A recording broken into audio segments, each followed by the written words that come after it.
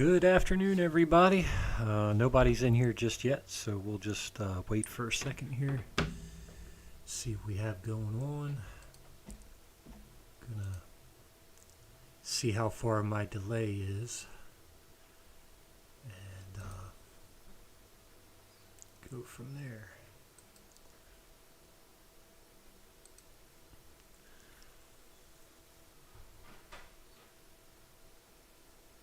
So, if anybody wants to join in, we're going to be waiting for a minute. I'm going to put some stuff in the chat here for everybody.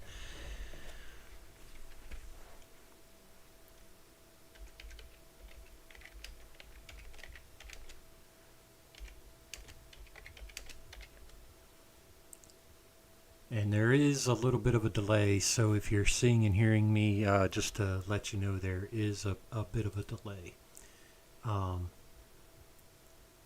Gonna turn that off for a moment. So if you guys do chat, just keep in mind it is a short delay.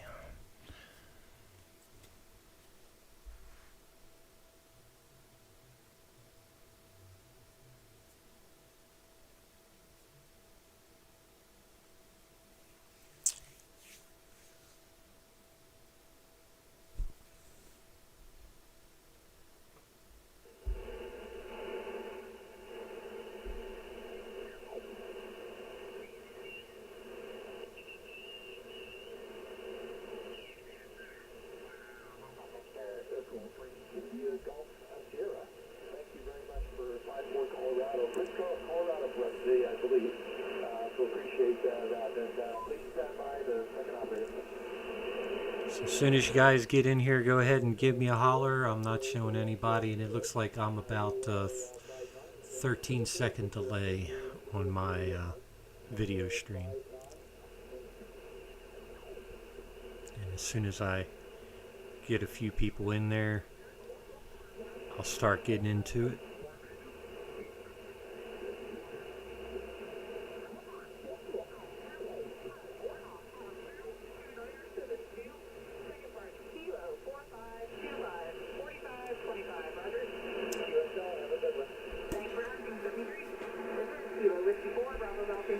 Got the coffee together.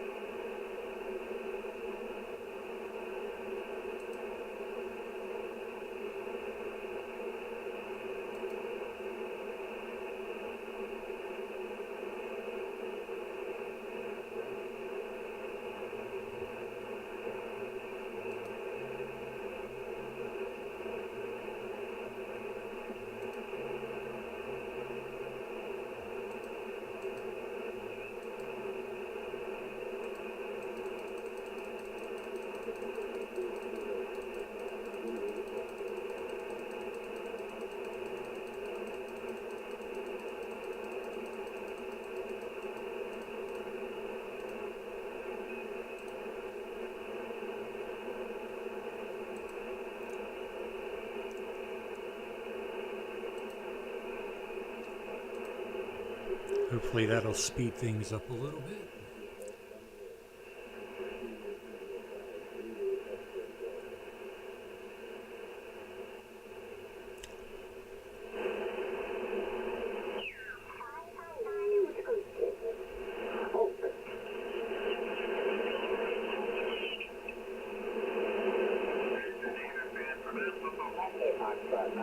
November. Same signal report, same mark, QSL. Thank you. And we have, last but not least in this round, we have a Zulu Whiskey. Zulu Whiskey, go ahead. November 7, Mike Zulu Whiskey, 5-5. I got the 5-5, 5-3. I have 10283 standing by, need second part. QSL on the 10283. Second park is Kilo 2252. QSL. Roger, 2252, 5-3 for both. QSL, stand by for second out. Hey, good afternoon, Charles. This is Kilo Niner, Oscar Lima. Same park, same report, sir. Same here, K9OL and 7NZW, 5-3 for both. Thank you so much for the 5-3 into Wyoming. We really appreciate being out there and hunting 7-3. Kilo Quebec 4, Bravo Sierra Tango. And so we call Qers that we really are not prepared to start logging. So please, give us a second, spread them out, and we'll get whatever we can get out of the air. Call you guys back in the order we got on the paper. QRZ. Whiskey Delta 5, Gulf, November X-ray. Kilo Echo 7, Kilo Echo.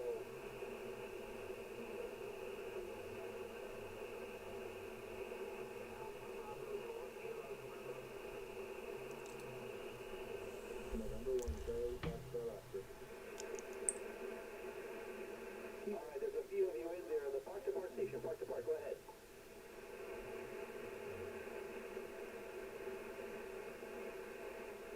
Park to Park station, if you're still there, go ahead.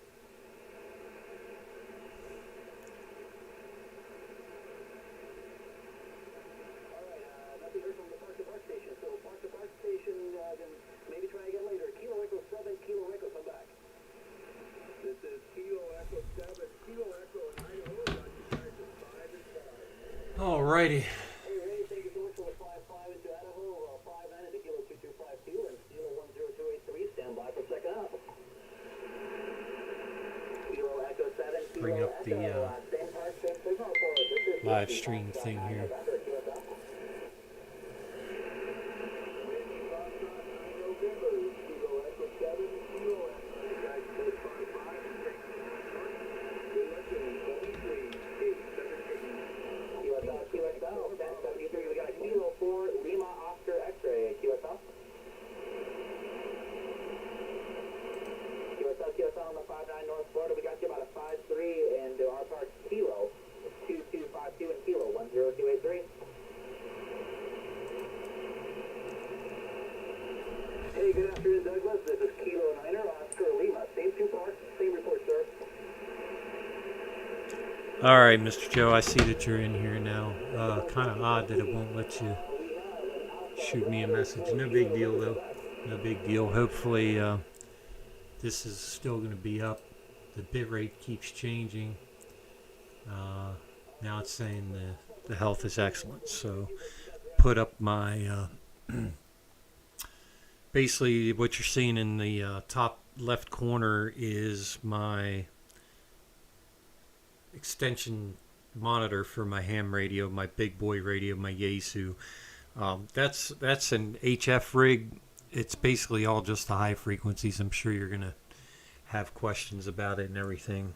So I can give you the basics since you're the first one in here. There's several different types of radios, and I've got to switch over to my software real quick so I can see live where I'm going with my camera. So, you know, I know you're into prepping and everything of that nature, and that's why I mainly got into it also, was because I wanted to be prepared for my family and things around me. So just to give you a general idea, Joe, you got to prioritize whether you want your, if you want your MCOMs for family or for the group or network of people that you have to depend on during the case of emergency, terrorist attack, tornado, bad weather, whatever, what have you. Everybody's been laughing at the terrorist attacks things, but, you know, it's actually pretty feasible at this point because a of our open border. So at any time in any given city, anywhere across the United States, anything could happen now. Anyway, so I can explain each radio to you and what I use it for and what I utilize it for. Now, I do have my ham radio license, and I also have my GMRS license. So the differences between the two are just the frequencies that they operate on. Anyhow, I'm gonna real quick check to see how many people are in. It's still just me. It looks like, but not a big deal.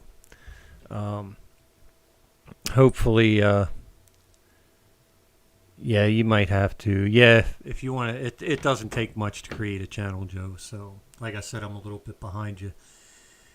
Anyway, if you can see and hear me, that's the important thing. If you need to text me to ask a question, that's fine. I can see it in my live stream feed and everything else also. So the reason, Joe, that I got my GMRS is because I didn't have to take a test. They allot 50 watts of power for the radio, and your whole family's covered under one call sign. So if you were to buy your GMRS license, you could also get the GMRS radios. And GMRS, all that is, it's the blister pack radios that are in the store, the ones that are the handheld walkie-talkies. They only put out like 2 watts of power.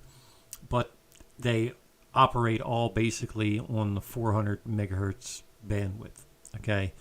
Now, the problem with GMRS in an emergency situation is it's going to be overloaded because nobody takes a test, and it's very limited amount of frequencies that you can use to utilize that. But it's still good to have if you're on vacation taking a hike. You get some high powered GMRS radios and you're good to go. Now the ham radio is a whole different ball game. It's nothing like CB, even though some of the bandwidth at the top end of the HF bands do share like the same, how can I say it, almost in the same frequency range as Citizens Band radio. And that's why CB was so popular back in the day, because you could talk off of atmospheric skip and talk to people around the world with CB, but when you're only allocated 4 watts of output power, 5 watts of output power, really doesn't do well consistently. Now with the ham radio, it does it a lot more consistently. So I guess what you want to ask yourself is, what do you want to use it for? Do you want to use it for your family, or do you have a network of friends that you have that would be there in the case of a tornado or a terrorist attack or wildfires or something? The ham radio for me is a good way to go when you have a group of people that are tied into a network where you have some kind of communal type of interaction with those people all the time. And the reason being is you have more options for privacy, you have more options of frequencies. So your GMRS applications basically limits you to about 1,000 different combinations of how you can use it. And it sounds like a lot, but it's not really. It's not really a lot.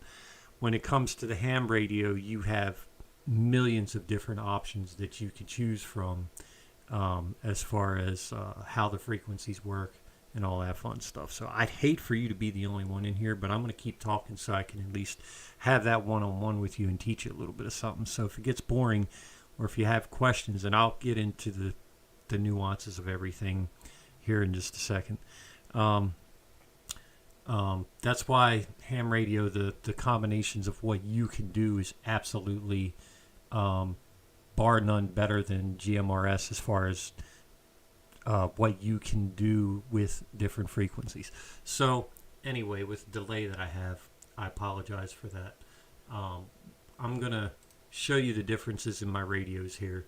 So yeah, I kept flashing back and forth to the screen, but anyway, so this radio down here, this is my worldwide and semi-local. You really can't talk locally on this. You can, but it's really hard because of the waveform that comes from HF frequencies. But it's a good thing to have if you're hearing something that's coming across different parts of the United States or from around the world, this is your long distance way to monitor and listen. This is how a lot of ham radio operators listened to what was going on over in the Ukraine before you ever even heard it on the news. So we'll get more in depth with this radio in a minute. I guess with you prepping, you're going to want more of a local communication. Now, I've got 2 handhelds, which for your family, these are really easy to program. Now, this one uses analog. It uses 3 different bands. One's the 2 meter, the other one's 70 centimeter, and also 220 megahertz. Generally, when you get these in a tri-band, they have a very low output power for the 220 megahertz band. But this one's a very basic. It was a cheap radio. The battery's dead, actually. I should have charged that up last night, but no big deal.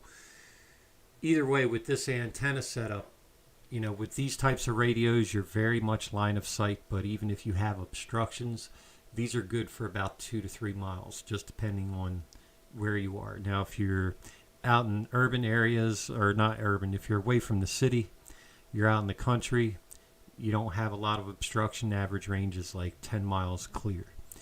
If you're out on a hike, you're on a mountaintop. If you're on a mountaintop, somebody's in a valley, you can go 70, 100 miles with these radios, believe it or not. So these are very dependent on line of sight. Now, this radio, Joe, this one is pretty pricey, but it's a good all-out radio. I don't have the antenna hooked up right now, but this is an analog DMR radio, which gives you a ton of options. I can talk around the world on this radio using my hotspot, and my hotspot, you're not going to be able to see it, but it's right behind my HF rig. All it is a what do they call those? A Raspberry Pi. Yeah, that's all it is. It's a Raspberry Pi with an antenna built into it and a transmitter built into it. What makes this radio unique, and I hope you're still watching, what makes this radio really unique is the fact that it has Tier 1 and Tier 2 digital. Now, this is where I would recommend, ham radio license just for straight out privacy. These can work just like a Nextel. You can program them with different color codes. Basically, they're privacy codes that far outweigh what you get on analog. But the privacy codes on these they call them color codes. And you can use whatever time slot, which, that's going to be complete French to you because there's time slot 1 and time slot 2. And all that is how the radio transmits it. It'll go through between 2 different time slots. This also, I can use this to contact people one-on-one, just like the old Nextel radios. They also have talk groups that I can get on and talk around the world. I can choose a different country. I can choose a talk group where everybody in the world's in one talk group, which is very, very popular. So these handhelds are a good start for you to learn how to program everything and get everything in line and all that fun stuff. So I'm going to teach you the basics about that if you want to stick around.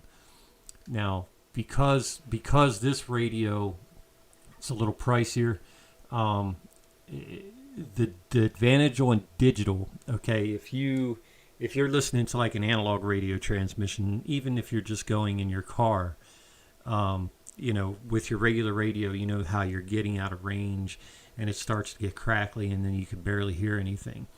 Well, when you start to get out of range on this digital radio, it will remain solidly connected. You won't hear any static or hissing or anything. The signal will just drop. So right then and there, that radio is out of range. It's done. It can't do anymore. However, effectively, I've used this radio. Let's see, on a mountaintop, I've gotten, with my tactical antenna, I've gotten 140 miles out of this radio on analog and almost 200 miles on digital simplex, which will explain all that. All right, I'll explain how the simplex and the repeaters and all that work. So effectively, you're really... Now the cool thing about that radio that I just put back also is you can program it as a GMRS radio, but however, to stay in compliance with the law for GMRS, you have to set it up in such a way that once it's programmed with your computer, that when you pull it away from a computer, it can't be programmed to be in use for anything else. That way it just stays legal and within the limits of the law. And the FCC is starting to crack back down on everything. So, hey, how's it going there, Adriel? I just saw your comment. And just to let you guys know, there is about a 30-second delay on the live stream right now. So if I don't get to your comments right away, just bear with me, because I'm trying to give a lot of this information to the beginners and share my experiences, trying to help people decide, where they want to be within the hobby if they want to start. So anyhow, the next radio that I'm using, that I use on a daily, which I don't like it, but this is an Alinco DR735T. That's a dual band radio. Basically does the same thing that this radio does, but it's 50 watts output. Now, GMRS only allots for up to 50 watts output on any radio. Midland, Uniden, and a few other companies, they do 50 watt radios, and generally they're your mobile rigs. There's another company called Wojun, which makes a really heavy duty GMRS radio. Now, the ranges on the 70 centimeter are a little more limited. Well, we'll just say GMRS, and we'll use 2 meter as a reference for your ham radio. The range differences are pretty drastic. The one thing I do like about GMRS radio, since it's on the 70 centimeter band, is it's really the audio quality on the 70 centimeter band is absolutely outstanding. It's one of the cleanest sounding, how can I say it? It's just got a lot of bravado behind the signal. 2 meter kind of fades off a little bit, but 440 really brings up all the detail in the audio because you're running a tighter bandwidth. I'll even explain that to you in a minute. So here's how a lot of these radios differ anyway. So I'm just going to keep going here, and I'll check the live stream chat here in just a second. So the DR735T, that's 50 watt. That's a dual band. That does 2 meters, 70 centimeters, as well as my handhelds. Both handhelds do that, but that's strictly analog. I use this radio strictly for local communications. And Joe, if you're, I know you said you're still in there. Now, local for me is anything, right down the street to 150 to 200 miles away. It's very feasible that radio will do it. I have it hooked up to a 10-foot antenna at the top of my mast, right outside the wall here behind the TV. Now, some people might think I'm smoking crack and saying, hey, there ain't no way that's going to get out 200 miles, but it can, and I can tell you why it can. With the use of the repeaters, if you're tapping into a repeater, depending on the geographical location of that repeater, it can then in turn extend that range out further than what your radio will reach. And as a prime example, there's a repeater down in Bluemont, Virginia. It's N3ART.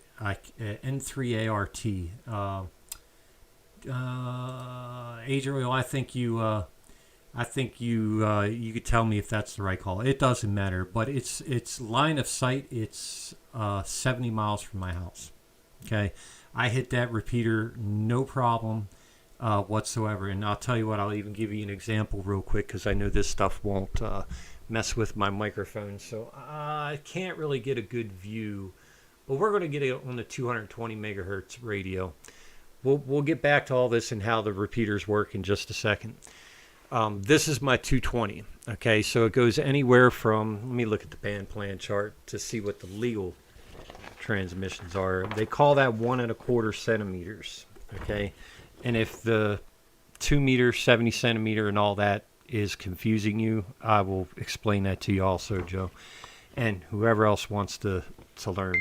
So your 2 meters basically, it starts at 222.25 for your repeater areas and goes all the way up to 225 megahertz. So that's what I use. I use this radio because not a lot of people are using this band. It's a 45 watt radio in the United States, and it's the most uncrowded band. Now that to me gives me options over GMRS and using a band that hardly any ham radio operator uses right now locally. There are still repeaters that work for it, and I'll give you the example. Let me switch this to my. I had that in VFO mode because I was talking to a fellow ham last night, and I know my head's going to be blocked out by that a little bit. Hopefully, you guys here we'll scoot that up a little bit. So I'm going to turn my antenna switch to that radio. Now the repeater I'm going to try to key up on my 220. It's confirmed 62 miles line of sight to that repeater. I'm going to see what return that I get on it. I'm just going to do a quick test. KC3QPJ testing on N8ART. At over 2,200 feet, this is the N8RAT repeater. Now you heard, Joe, that it's at 2,200 feet in elevation. That's why you get that outrageous range. So even being as far away from me as it is, I'm reaching out to people that are probably at least 150 to 175, even 200 miles away. So really effectively increases your range. Now there are GMRS repeaters, but they're not very common. There are not a lot of them around here. But as far as staying within your family aspect of things, the GMRS is the way to go. There are ways to set up privacy codes and all that fun stuff, and I can explain that to you. So we're going to turn my camera here to my monitor real quick, just to show you what the HF settings are. You know what? No, before I do that, I'm going to explain how all this works to you.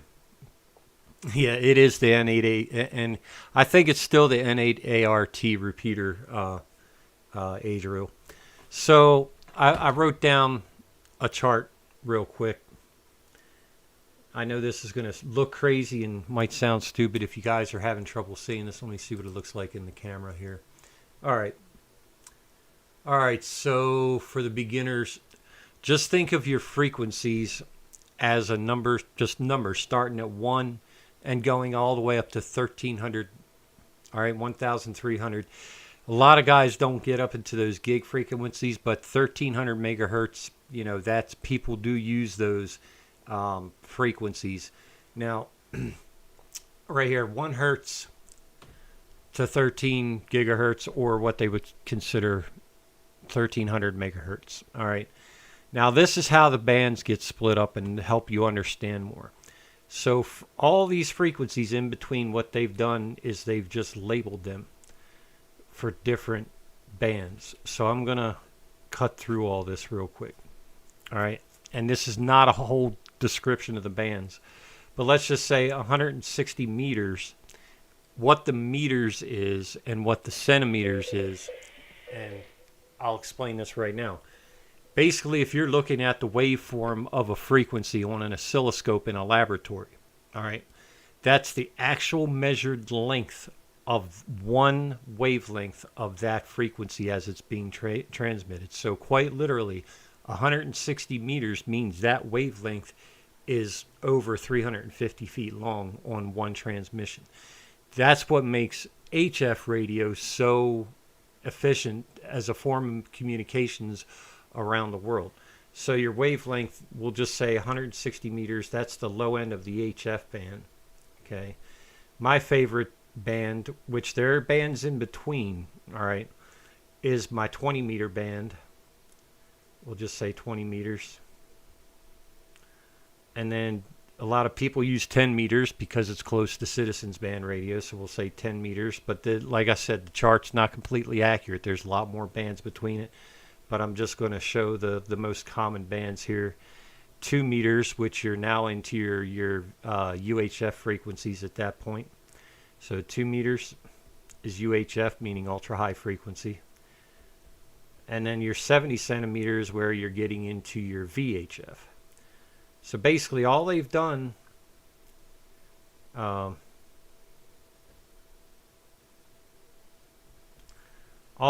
is just split all this up.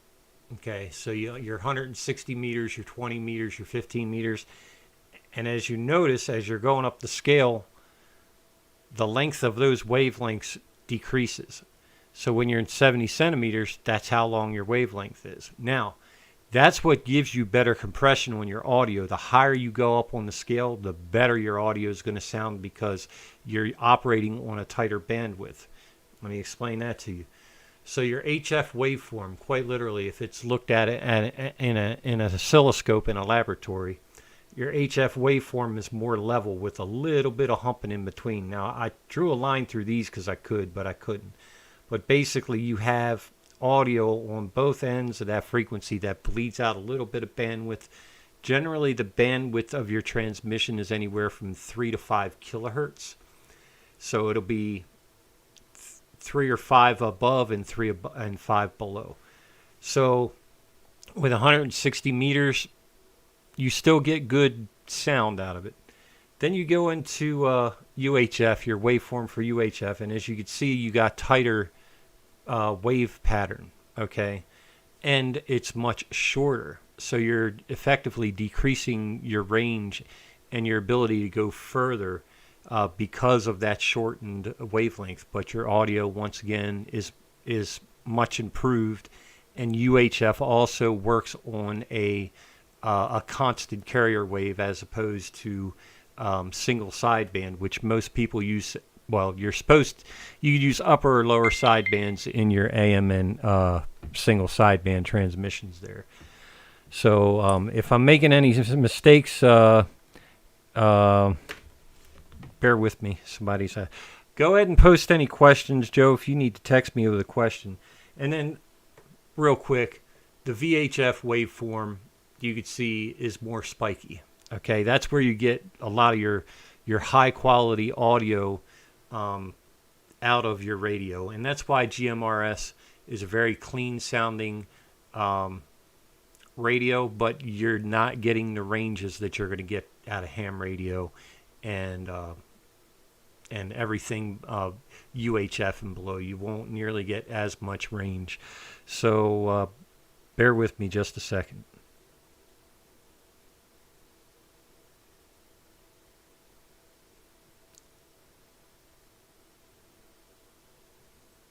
Now, Joe, I got a gentleman in here right now. He's oh yeah, you're absolutely right. I do have it backwards. It's VHF then UHF because VHF is very high frequency. UHF is ultra high frequency, which is much higher than VHF. So, Joe, listen. If you can see the chat in the room, but it won't let you join in. The gentleman with Herbert Landworks is a kid that got his technician license back in, what was it, May, maybe a little bit earlier. And just to make me feel old, he went and did the whole thing and got his amateur extra license, which is the top tier license that you can get. And man, he's just taken off. He's a bit of a whiz kid, but I tell you, if he can do it and I can do it, believe me, man, it's easy to study and take the test. The general was a challenge. I probably won't move past general, but maybe if I have time where I can study 6 hours a day for about 2 months, I'll take the time to study for my amateur extra. So, that's where you basically have every frequency that's allocated by the FCC. You can use anything you want that's allotted to you.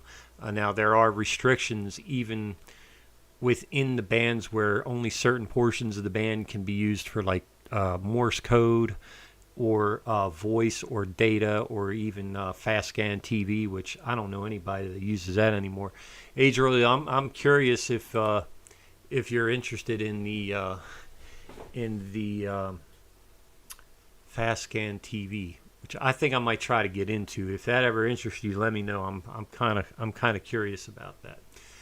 All right, so let's see here. So Joe, that's why I'm saying, when you get into ham radio, your options are much less limited than they are with GMRS. Now, here's the cool thing. Even with GMRS, you've seen the blister pack radios, and, with the blister pack radios, they have the privacy tones that you can set, and they assign them a number. GMRS is channelized. But believe it or not, every one of those numbers have a privacy tone. They generally start around 66 kilohertz, and they go up to, I don't even know how high they go. I think it's up in like 235 or 250 kilohertz or megahertz. And all it is, those privacy tones are meant for, you have to set each radio for those privacy tones in order for them to work where you're not getting interference from other people. Now with GMRS, in a disaster scenario or something of that nature, it'll work, but if you have other people using the same privacy tones as you, then they will interfere with your communications. There's no getting around it. And if you're trying to talk using those privacy tones, you're going to open up the squelch on the other radio, and it's going to allow whoever's trying to transmit on that same frequency as you to interfere with the person listening to your transmissions. So you'd be surprised how many people in an emergency situation may try to use the GMRS radios to communicate with family and friends. So cool. Yeah, we'll have to look into that together, Adriel, for sure. But Joe, if you got any questions so far that might be a help to you, anything you have to ask me, just go ahead and text me. I'm going to take a sip of my water here. And then I'll get into the HF side of things. And this is why HF is I can tell you exactly why HF is a little different. So, all right. So, let's turn my camera. I'm just going to show the display because it's a lot easier than me trying to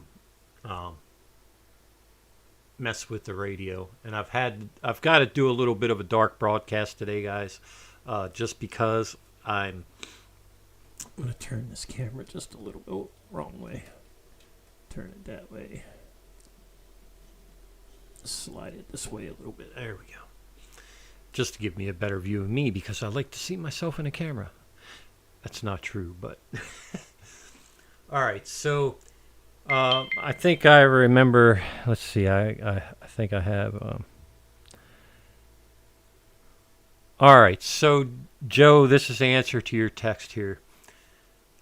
It's going to cost as much as you want it to. If you go onto Amazon, you can get some decent GMRS radios. Now, if you want to be able to unlock the ability to use that 50 watts of output, go to the FCC website. No, I'm doing this for everybody's benefit. So you can go to the FCC website and just put 35. I think it's 35 at this point. It was $70 or $50 to get your GMRS license before, but I think they lowered the cost to $35. So $35 to get your GMRS license. Now, when it comes to the ham radio license, I believe that's I can't remember if that went up in cost. Adriel, maybe you can tell me if that went up in cost, but it was $50 when I did it. I think they were upping the cost when I took my license the first time. The second time it was free because I upgraded and I didn't have to really retest except for my general. So I didn't get charged for my second time around. So the radios generally start anywhere from $25 to $35, and they can go as high as $400 depending on the type of GMRS radio that you want to get. And now, as far as the ham radio aspect of things goes, the the sky's the limit. I mean, they have radios that are as cheap as $25 that'll do 35, 40 miles easily into repeaters. And the only downside is your family then in turn would have to take a test. Now, in an absolute dire emergency, ham radio is able to be used by unlicensed people. But I mean, it's got to be a national crisis or a statewide crisis where your life is absolutely threatened beyond all get out. Now, this is why I encourage ham radio, because if you learn ham radio and at least teach it to the people that you know, or you can at least give them an idea of how it works, that's what the prepping is all about. Now, originally, I got into this for prepping, Joe, because, the state of our country is horrible right now. That's just hands down the honest to goodness truth. Anybody that's going to deny that, they're obviously blinded. We're in big trouble. So, prepping includes having the knowledge of how to use the radios, and GMRS kind of gets your foot in the door with that. So roughly, if you want to buy for your whole family, Joe, get the license with the GMRS, which your whole family would be covered under that call sign, okay? And to get radios for everybody, just handhelds, you're talking about, I don't know, $350, unless you want to do like a higher end radio for you and Kathy. She could have a radio in her vehicle and you can have a radio in your vehicle. And then the other thing is trying to find the repeaters in your area so you get that all out range. Now, we'll say GMRS mobile on 50 watts, you can get about 10 to 15 miles in ideal conditions. Keep in mind your VHF and UHF radios, the 2 meter, 70 centimeter radios, are very dependent on line of sight. If there's a lot of obstruction or you're down below a mountain, you will lose contact. However, I've had a lot of good luck with, okay, so it's $35 for the ham test. Well, basically, to get your license, a lot of places will not charge for you to take the test. Some of the amateur radio clubs, if they need funds, and you can't blame them, not a lot of people are into the hobby right now, they'll charge a small fee, anywhere from $10 to $15 or $20 for them to give you the exam. So basically, it's $35 and $35 for both. I would say study up to at least start out with your tech ticket if you haven't. The technician's exam isn't too bad. The electrical theory and knowing diagrams, that tricked me up on both the technician's exam and the general exam. But the question pools are all multiple choice. You get 35 questions for the technician and I think 35 questions for the general test, which I wouldn't want you to go into the general test unless you really want to make a hobby of it. That's the only reason why I got my general, to make a hobby of it at that point, even though I started for the purposes of prepping. So the general, the technician's exam will still allow you to use, now, if you're a ham radio operator that does not give you automatic right to use GMRS without a license, you would still have to have a GMRS license, and vice versa, because they're totally separated bands and totally dedicated bands for one application or another. So GMRS does not work with ham, and ham does not work with GMRS. I would encourage you and friends, while you have the time and the testing is good, study up, just get your technician's license, because the technician license still gives you a lot to do these days, especially with the advent of the internet, to where you can use those digital modes and talk around the world without having a big boy radio like I have. So it's really neat how far things have come. So the boy, I'll tell you what, I'm not having a good time with my cameras today. Anyhow, and then look, Joe, I just bought this $10 monitor just to expand the view on my Yaesu FT710. Woohoo! Because I tell you, my eyes are getting bad. So if anybody's that's watching wants to tell me what's going on, or has any questions, let me know anything about my experiences that might be a help to you. And it looks like there's only one person watching.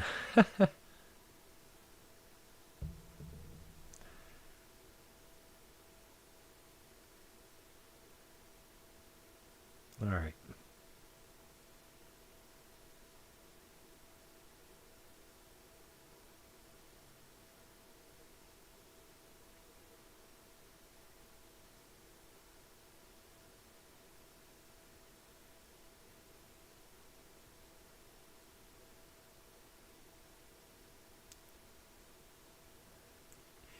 Anyhow, so I think it's just you and me in here now, Joe. I don't think I.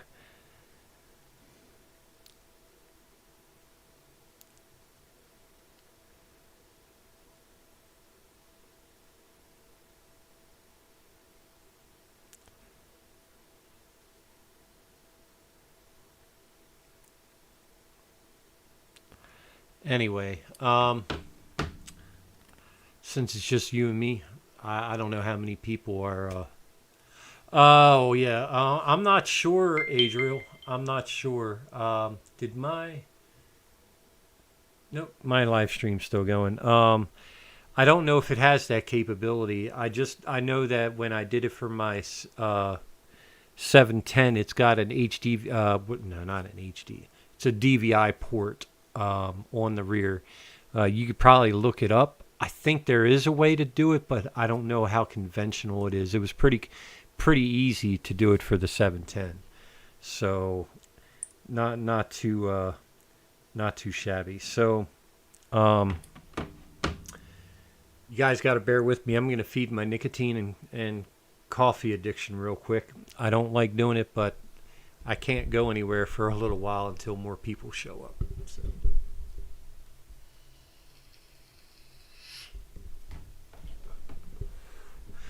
So yeah, it's easier. It's much easier to get into GMRS for sure. They both have their benefits. I think GMRS would be more practical for non-emergency situations, but yet still have the ability. Oh, and the cool thing about GMRS is you are able to set up your own repeaters. So if you want to put a repeater in your house and put a repeater in your bedroom, slap an antenna on your roof, you're able to do that and talk back and forth. Now, the thing about the GMRS that I'm not sure of now with repeaters that you use in ham radio, you've got to go through a frequency coordinator, which are generally a ham club or people that are appointed to be frequency coordinators to let you know whether or not it's safe to use those frequencies. Now, I know with GMRS, I don't believe that's the case, but the thing I think you would need to figure out if you wanted to have your own repeater would be, does it need to have an identifier with your call? I know they are sold now. If you're not, if you're transmitting on it and there's nobody there to shut it down, that could be a big thing. That's why you may need to have an identifier for your GMRS repeater. I'm not sure of the rules on that, but with 2 meter, 70 centimeter repeaters, 6 meter repeater, 10 meter repeaters, they have to have an identifier, and they need to identify, I think, once every 30 minutes or once every hour to let people know they're still up and running, and the people know what they're using. It's just FCC guidelines. So,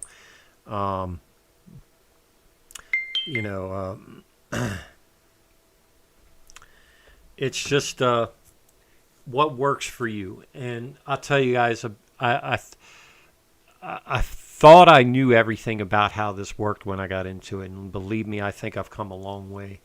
But the whole thing behind the differences between GMRS and ham radio is what works for what you're trying to do. Now, ham radio is very much hobby oriented,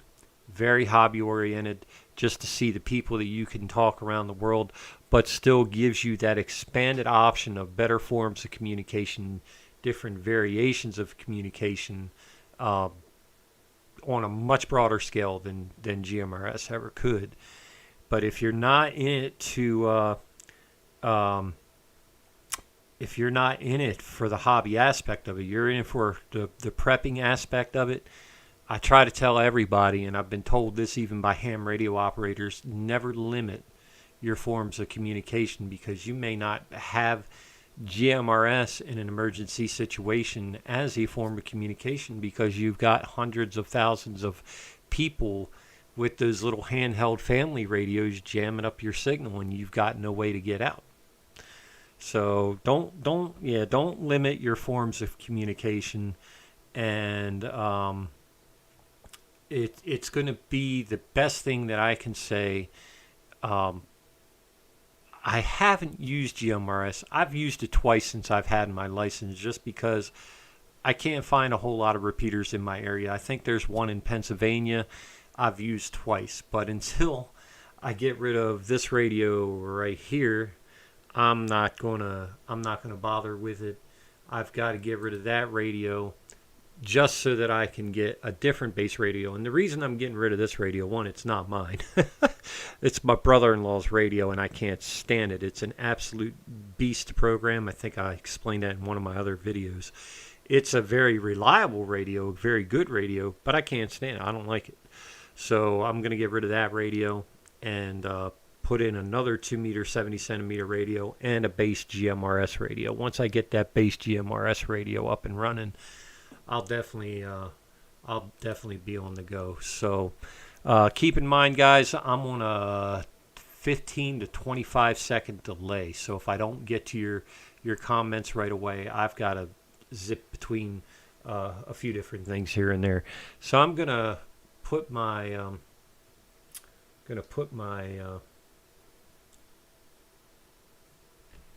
my HF radio back up on the screen here. All right, and that's my cheap $10 monitor, Joe. It could be as expensive or as cheap as you want it to be.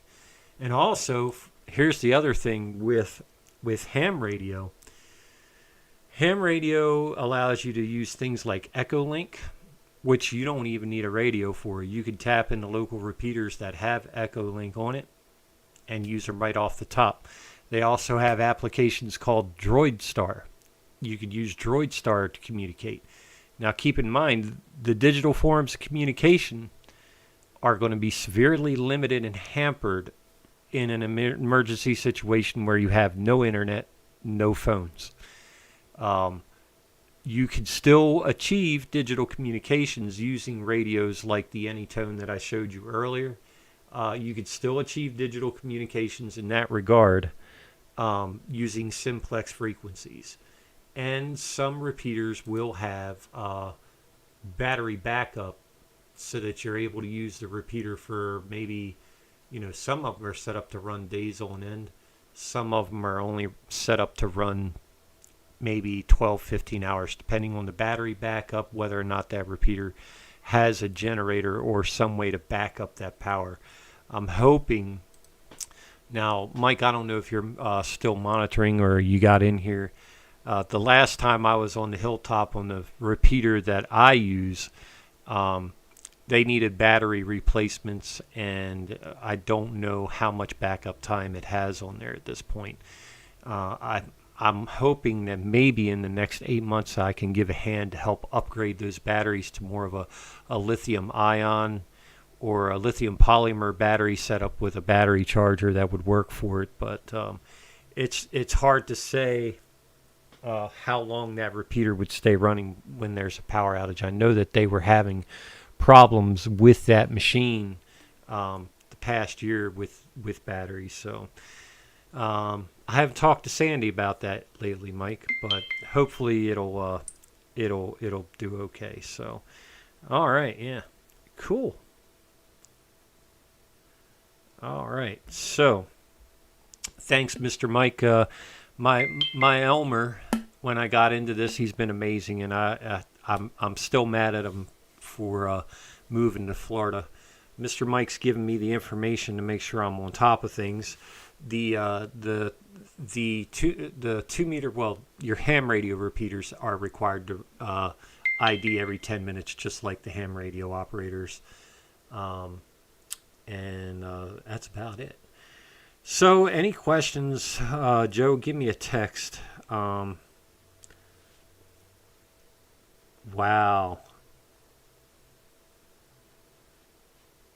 No kidding. I didn't realize that. That's pretty cool. So Mike says you get about 2 weeks of 2 weeks of battery backup up there at the repeater in Frederick. So that could be severely hampered during an emergency situation. I mean, I don't know if those estimates go on constant communication through it, but anyhow. So I'm going to show you guys now.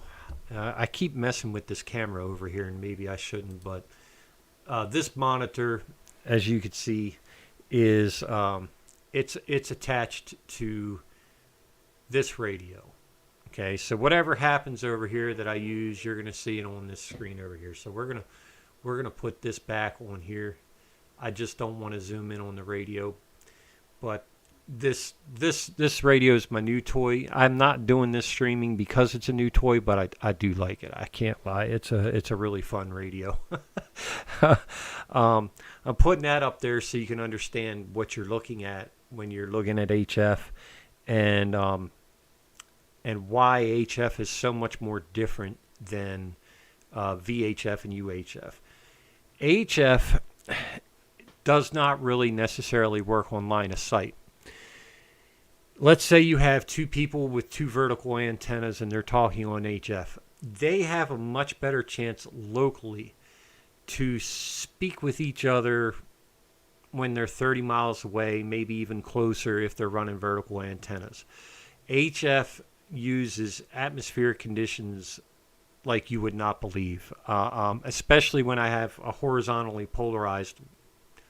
I have a 130-foot antenna horizontal that's 130 feet long. You guys all know this.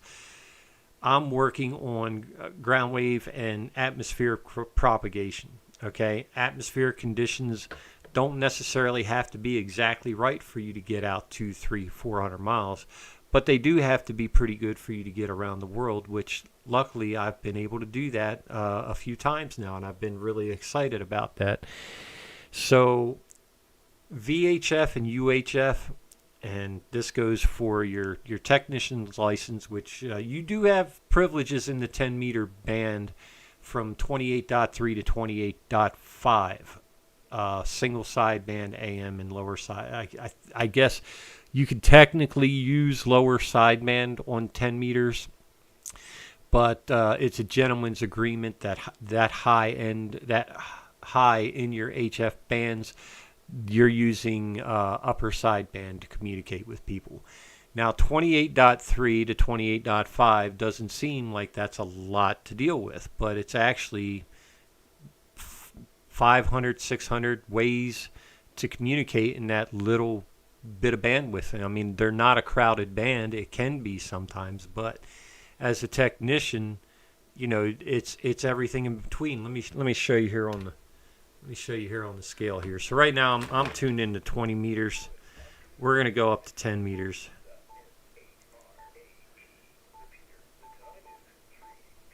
Okay. So here we're at the bottom end of the technician's allotted bandwidth on 10 meters. Let me check my live feed here. Okay. All right. So for a technician, anywhere from 28.3 to 28.5, you have privileges to speak in that band. Right now, unfortunately, I got to change this. Well, no, I don't. It's in the right spot. And Mike, I don't know what I'm doing wrong. Maybe you could tell me, but there's two things I don't like about this Yaesu. One, when I change bands down to 40 meters or lower, it won't change it from upper sideband to lower sideband. Like some radios do that automatically. I don't know if it's a setting in the radio, but doggone it, I can't find it in the manual. And then the clarifier on this radio stinks. It goes in 20 hertz steps. I'd like it down on 5 hertz because that's generally where I'm having problems with offset on the audio. Anyway, so let's take a look at that screen up there. 28.3 is your 10 meters band. This is open to technician operators. I have talked to people in Germany, Switzerland. Where else have I talked to them at? I know it's a lot of Europe I actually got in this band allocation as a technician, but I didn't start using 10 meters until I upgraded to my general tickets. So as a technician, this still gets you around the world communications. Band conditions do have to be good, but right now you can see it's kind of dead. There's nothing coming in on the band scope. Okay, so there's nobody on, but look at all the bandwidth you get here. Just as a technician, 2, 3, 4, 5, 6, 7. Okay, so you're also counting your hertz here because you don't have to sit dead on 28310. You don't have to sit dead on that. If somebody's on that frequency and then you have somebody up on 310 or 311, just go in here to 50.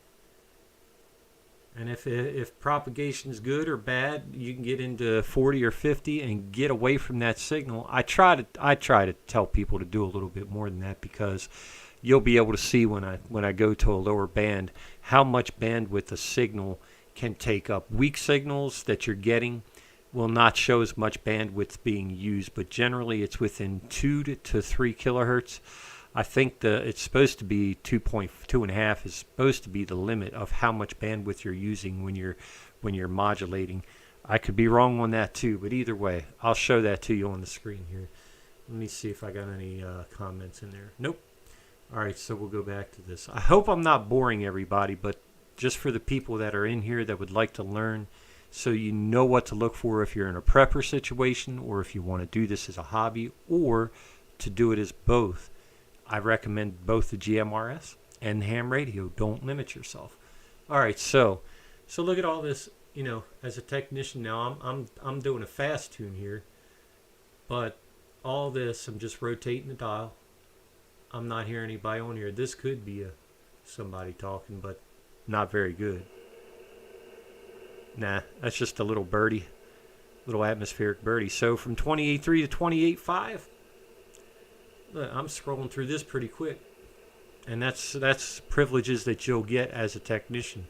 Now, when you upgrade to general, you get that whole band, but anything below 28.3, and I can't remember where that ends.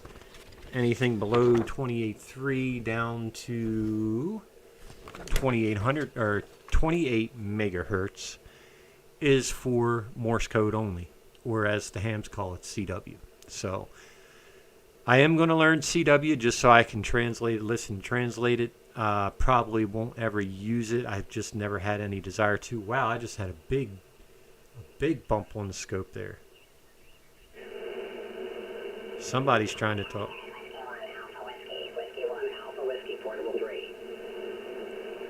Whiskey 1 Alpha Whiskey. Now. Hello.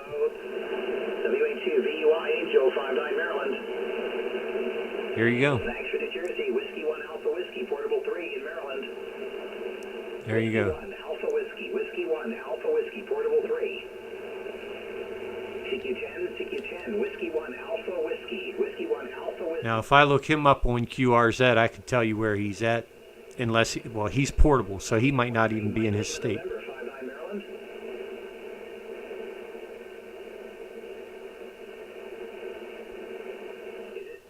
Is it Papa Uniform 3 Mike Kilowatt Oscar? Papa Uniform 3 Mike Oscar November?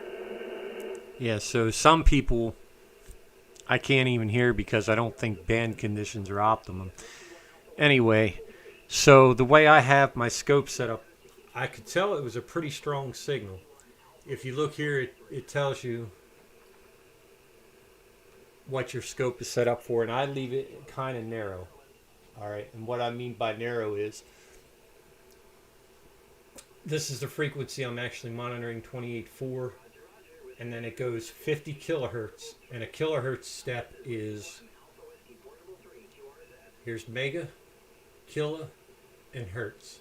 So kilohertz steps. So it's 500 kilohertz in each direction. The reason I set my scope that way is if I set it up differently, I'm going to set it at 1,000 kilohertz. Look at all the noise it introduces that wouldn't normally be there. Now, mind you, I can set the gain down a little bit lower, but it's harder to discern the signals in there. So I keep my span at 100 kilohertz. That way, I'm not getting all that white background noise that consolidated on my screen, and I can pick up those big signals. Now, this guy's signal, he's got the right bandwidth, but he's only giving me 3.4, 3.5 signal to noise ratio there. An S3 they call it in the ham radio world. Strong signal, strong audio, but not very strong signal per se. So a strong signal would be more along the lines of an S9, 10 over, 5.7, something like that. 5.7 being your at least 5, and you're bouncing between 5 and 7. 5.9 would be your at least 5, and bouncing up to 9. So that's a little bit of ham radio lingo for you guys. So with your waveforms that I tried to explain earlier with VHF and UHF, and yeah, I did have my little thing here backwards. And thanks again for that, Adriel. I appreciate it. And then this is a VHF. Okay, so your HF signals are based a lot more on atmospheric conditions than your 2 meter, 70 centimeter bands. The atmosphere and vegetation can really affect the 70 centimeter band. Well, more so vegetation. Atmospheric conditions, not so much on 70 centimeters, but your range is greatly reduced in 70 centimeters. That's why even when with cell phones running 4 gig and 5G and all that, they're running at such a high frequency that your bandwidth is so tight, or your waveform on your bandwidth there is so tight, you don't get that range. You get great compression on your audio, you get great sound out of it, but you need oodles more power to get that signal out. And that's why a lot of people are conspiring that, hey, 5G is going to give everybody cancer. It's possible. There's ham radio operators, when you're running anything over 200, 300 watts, you're supposed to have a duty cycle. So much downtime for so much exposure. So anyway, just find it kind of interesting that they're going that high in the bandwidth with cell phones. So anyhow, ARRL station. I'm kind of lost. What did I talk about before? So if anybody just came in that's watching, I know there are not a lot of us in here. I made this a last minute thing. Joe, I did this a lot for you and for my buddy Josh, because I know you guys had shared some interest in either getting into ham radio or GMRS. I know I threw a lot at you guys. I'll get back to the HF side of things here in a second, but I would say, the HF side of things is good to know what's going on away from you and warning you to any possible danger that could be coming to you. And then your VHF, UHF is what you would use locally to coordinate with people you know or your family to stay safe. So the ARRL station. I'm trying to figure that one out, Adriel. I don't know what you mean. I'm sorry, I'm a little not bright today. I need to get a little bit more coffee.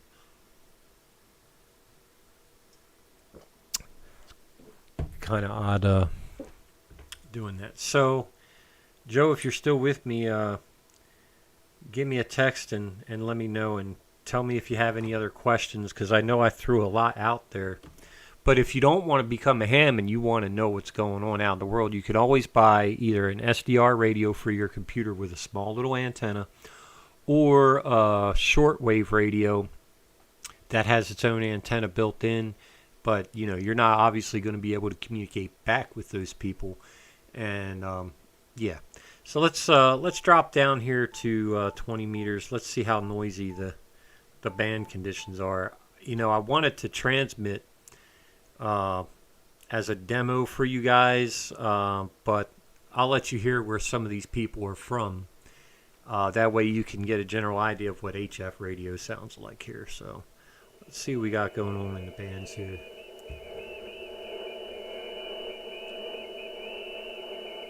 All right, I'm a little off frequency, so bear with me. All right.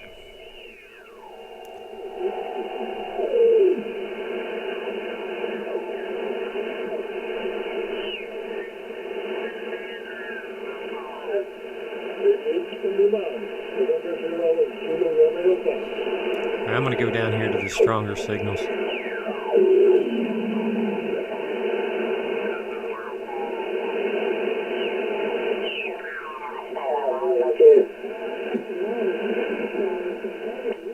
That's a booming signal. That's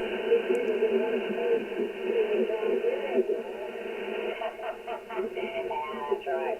But I tell you, we're having a lot of fun and good to work here. This is KD2KW for CQWE 73. You got two people operating on two different sides of that frequency. Same there. Thank you. Let's Electric Kissel Party, KD2KW. KB2KW, I don't know who that is, but Papa Tango Papa.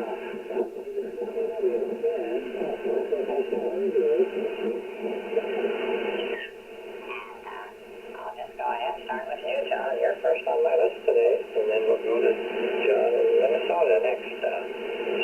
KO for KO. so I don't know where this guy's from, but maybe we'll hear the guy in Minnesota. Yeah, he's down in the weeds today. So band conditions are not the greatest.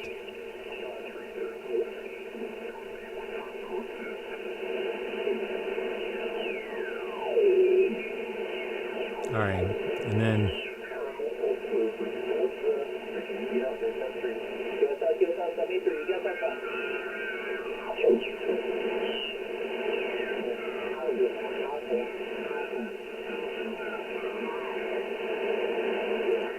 this band is completely crowded. All this noise on here, but yet I can't.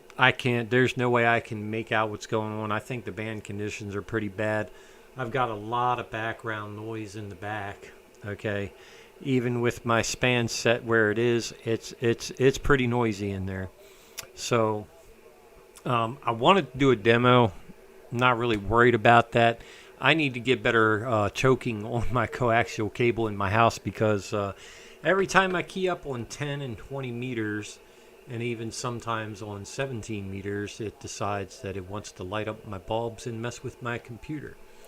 So, oh, is it there? Okay, I got, yeah, W1AW, Mike. Yeah, that's who I'm hearing. I don't know if you were hearing him too, but I thought that was a special event station. I don't know if he's in Maryland or what, but, yeah, I'm looking at the 10-meter band, and it's quiet. It didn't look like there was a lot of noise on there. But I don't know if I could get out to him.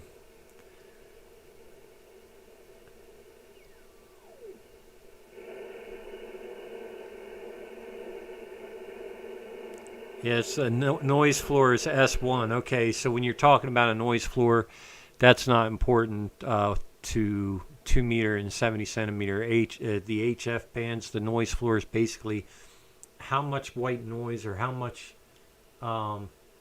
interference are you getting. Oh, it's Connecticut. Okay. All right, so as you can see on the graph here for the guys that have just joined that are not experienced operators that want to know about it, not a lot of noise on the band. So the noise floor, okay, if you look at your S meter, your noise floor, if you have a high noise floor, you'll have a constant steady input, say an S3, S5, S9. I've seen it as high as S10 before, signal strength 10. you could still get audio above that noise, but it's harder to discern. And that's a good reason why I bought this 710, because it has good discrimination and will boost the audio enough to get it above that noise floor so that it comes through pretty clear. A lot of the cheaper radios, like my Kenwood, it would not do that. So, okay, so yeah, and Mr. Hamshack, WX5F2WT. Where are you from, sir? And good to have you on my channel today.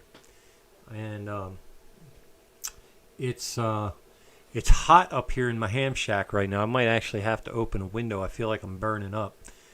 But just trying to do a Q&A for anybody that would like to know about my experiences and what might benefit them better for themselves or for their family. So even if the veterans in here have any questions for me or can be a help to me, please just let me know. Put it up there in the chat. I don't mind taking any comments or any kind of criticism.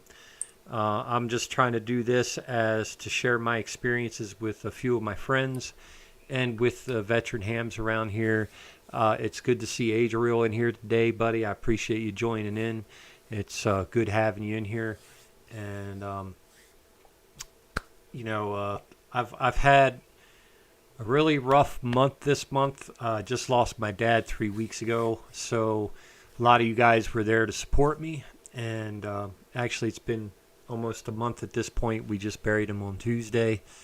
It's been a hard week. You get those times where you wanna call your dad. Hey, I got this question. Can't do that anymore. So there are a lot of you that are watching right now that I appreciate your support. It's been outstanding. And this was one thing I was trying to get my father into, but my dad was my dad. He was hard-headed and stubborn, and he didn't necessarily want to get into this. But I'm a lot more at peace about what was going on now. But I just figured I'd thank the guys that are in here now that were standing there with me through the whole ordeal. And Joe, you're definitely one of them. And Josh, if you're in there listening, I appreciate it. So, well, welcome in from Oklahoma, and my name is Aaron. Sorry, I've got a delay. My internet here is not the best internet, so I use T-Mobile broadband. So my delay from the time my video gets to you is about 25 seconds. So yeah, it really is rough, and I'm getting better though. But guys, I'm telling you, we're in unprecedented times when it comes to the politics of our country. And ham radio, you don't want to introduce a lot of politics into the radio while you're on the air. The biggest thing that really bothers me is the open border down in Texas and parts of California and all that. It's just not something that should have ever been done. I think it's going to create a lot of problems for our country.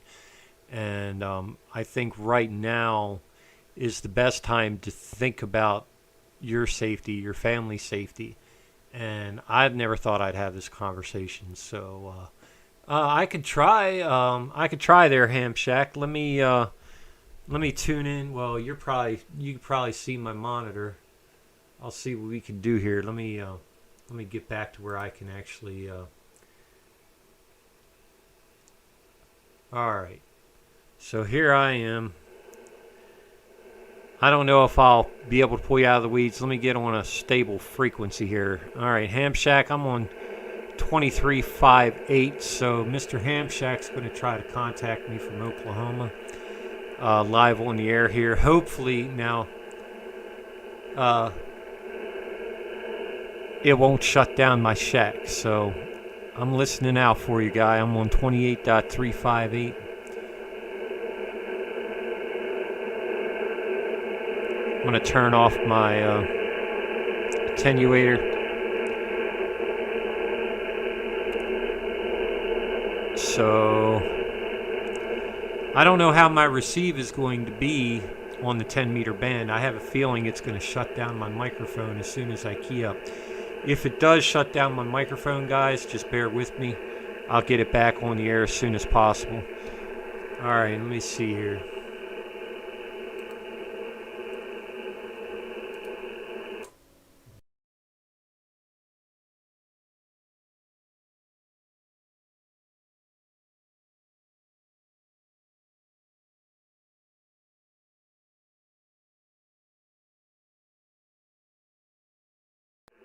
I knew that was a bad idea. It definitely shut my mic down. So I don't know if you guys saw, but it was also lighting up my LED light fixture up there. So I tried. I'm not hearing anything. I am on 28358. But every time I key down, I need to get choking on these cables in here. I can't imagine how much of that RF is going straight to my brain. But I tried. I'm not hearing you in there, guy. Unless you have another frequency you would like to try. But anyway, Joe, you can accomplish almost the same thing with GMRS as far as ranges go. Within that bandwidth, the same as like a 2-meter radio. But you're going to spend a little bit more to do it individually. You know, if you get a repeater set up in your house, that would be optimal, and then only give that information out. Now, it has to be public information. It's always going to be public information. Anything that you put on that FCC website, it's I'll tune in there and see if I can hear you. It's gonna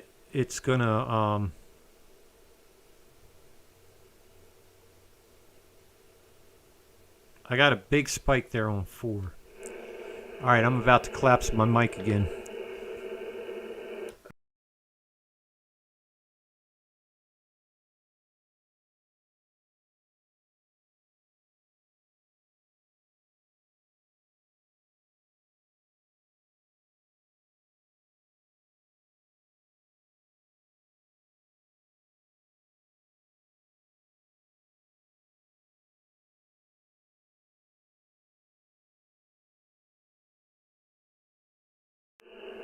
All right, don't mind that mic dropping out.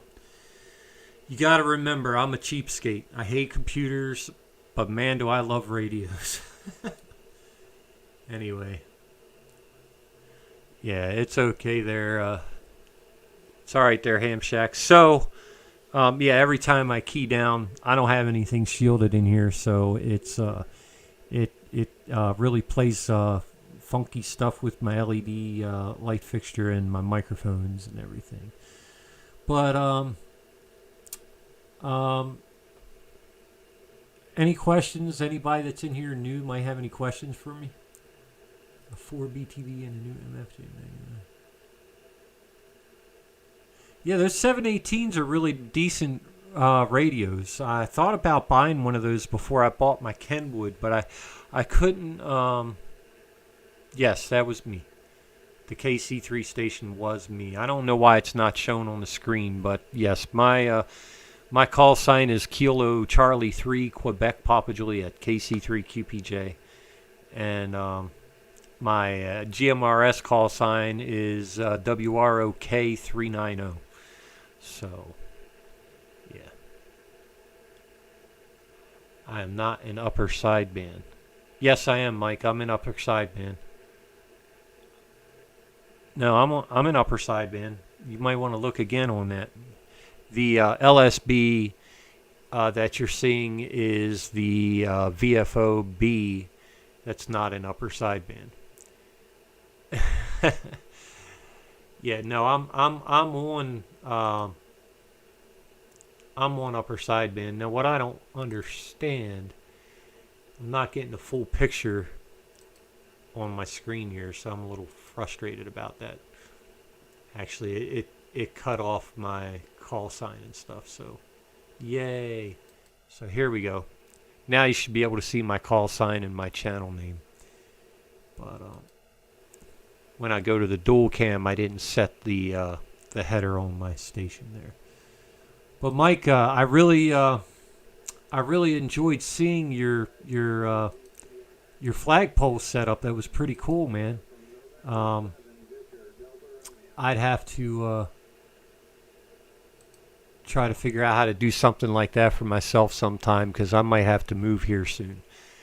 And on my right, Mike, my radio. All right, hang on, Mike.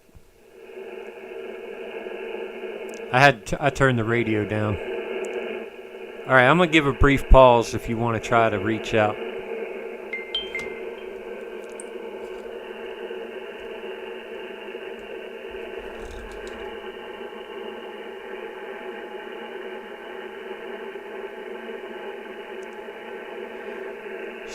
So,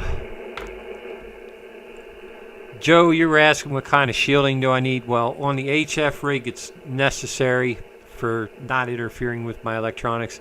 Generally, filter chokes, they're ferrite core chokes that you can put on your cable to eliminate noise either coming in or going out of your cable. And if you look on my monitor here,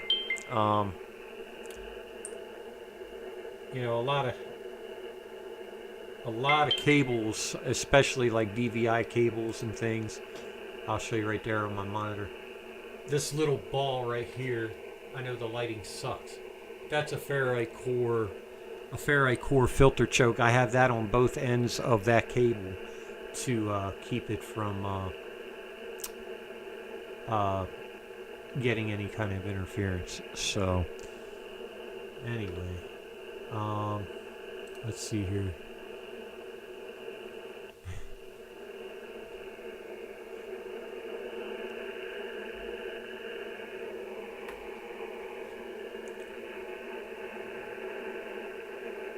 Bear with me, guys.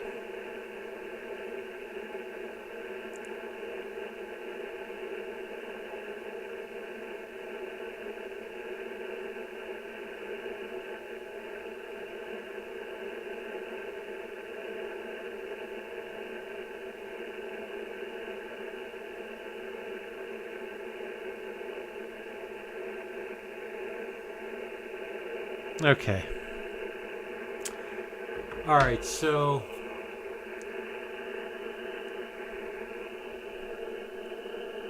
what's I gonna say here?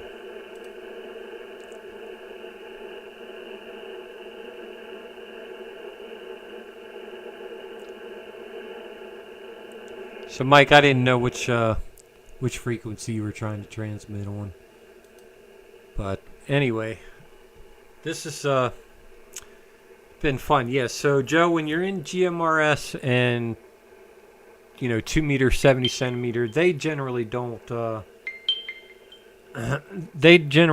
require filtering because the bandwidth is so tight and you're way above some of the frequencies, most of the frequencies that most of your household appliances and electronics run off of. Household stuff runs off of anything from like 25 megahertz up to about 50 to 65 megahertz. Like your air conditioner, that runs on some type of frequency. It's not meant to, but it does. I mean, it is meant to because it's got to work electronically. So a lot of your AC systems, they work on anything from anywhere from like 26 megahertz to about 39 to 42 megahertz. And if you look on capacitors, they have a rated frequency on them. Even the capacitors in radios have a rating on them. Now, I don't know. Okay. So I'm not sure how the differences work because I'm not an electronics expert. But that's why HF radio and CB has always been able to interfere with your house appliances, lights and all that fun stuff. So that doesn't generally happen on 2 meter 70 centimeters.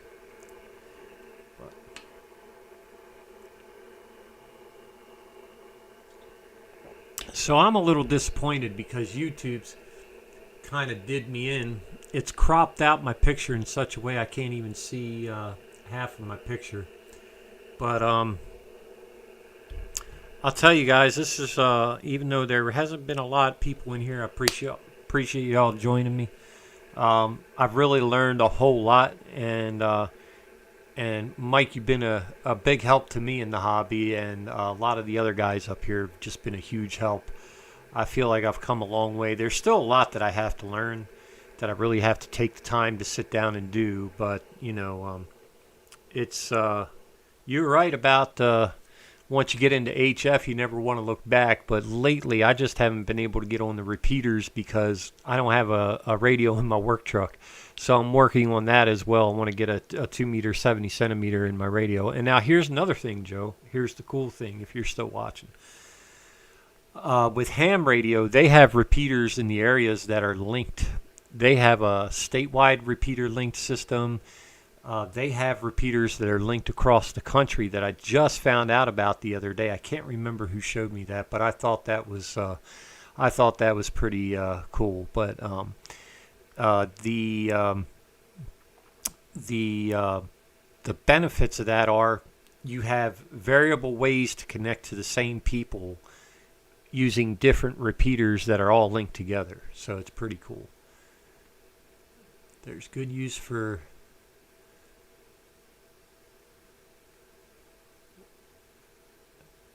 yes, absolutely. Yeah. Yeah. So there's absolutely a good use for both of those. Yes, and I is there a good use for GN? I can't see it through the thing. Why can't I see that? That kind of blows my mind here. It's kind of blocked. I'm gonna just putting a couple H's in the chat so I can.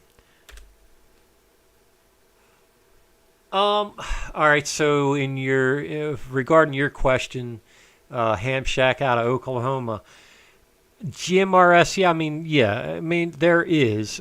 If I ever want to outfit my wife with a radio or any of my family members that live here on the farm to outfit them with a radio with GMRS, it could go a long way for me. 70 centimeters I do use on a local repeater that is part of a linked repeater network. I think there are a total of 5 repeaters. Wow,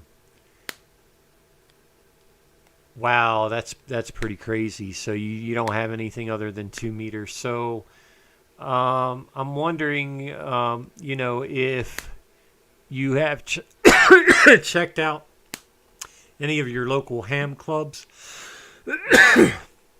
And they have a website called MyGMRS that shows different GMRS repeaters. But, well, doggone, man, 2 meter only, huh? Or 70 centimeter, you said? I'm wondering, do they have, and I'm putting some K's in the chat so I can go up past that thing. They don't have any DMR, D-Star, or anything like that. I know, right, Mike? Oklahoma sounds like a good place for some other repeaters for sure. But anyway, guys, I've made this station, I made my channel regarding ham radio and GMRS as my journey to help other people as I'm going through it, because I'm only 3 years in. I'm still learning every day. I look at other channels, and I'm not going to mention channel names. I feel like everybody tries to promote themselves. They try to promote products, and I find it hard to watch people like that sometimes. There are a couple channels that I'll watch. My whole purpose is to inform you, and I've even had ham radio operators tell me, oh, well, you should do this, or you should do that, you should do this. I'm going to tell you something that no other ham radio operator will probably tell you, is to do what works for you. Whatever works for you, if you're prepping or if you're just using it as a hobby, don't buy what you don't want. Don't buy what you don't need.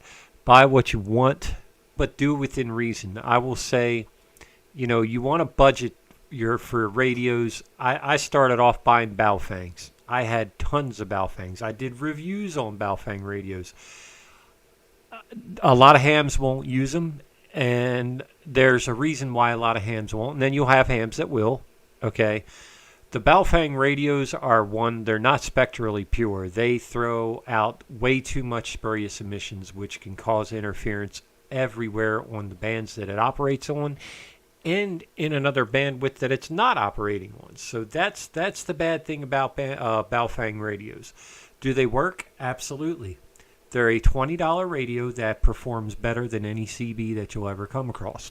I mean, that's the blatant truth. They are garbage. They're what I consider throwaway radios. If they break, you go buy another one. It doesn't break the bank. Now, that being said, there are other manufacturers out there, such as Woshun, that are not, they're not the big name, the big three names. The big three names in ham radio are Yaesu, Kenwood, and ICOM. They're your biggest three names out there. Then you have Ten-Tech and some other brands that people have never heard of, and I hadn't heard of. You got Hallicrafter, which I don't even know if they're still in business, but the Hallicrafter's been around for quite a few years. But then you get into your GMRS radios, and some of the big name brand manufacturers of ham radio don't make GMRS radios, or if they do, I don't ever see them advertised. So I will say that Baofeng, TYT, Tango Yankee Tango, just in case I'm spitting into my mic and I can't be understood, TYT, QYT, what's another side? Radiodity, that's another one. They all manufacture GMRS radios. Now, I haven't heard anything about the spectral purity of a Baofeng GMRS radio. But if you do buy now here's where, and I've put this up in a video before too. If you decide to buy a Baofeng radio for GMRS, do not buy a UV5R for the love of God. Please just don't do it. Us hams take all this time to study, and I'm not putting anybody down. It's just we take the time to study for our tests. We take the time to learn what's right and wrong. And when I see videos of guys that are using the UV5R in a way that it's not meant to be used, because the UV5R coverage goes well outside the allotted portions of, there you go, 10 away. Yep, that's another brand. And I do like Woshun, Mike. They're my favorite. I'd really like to get a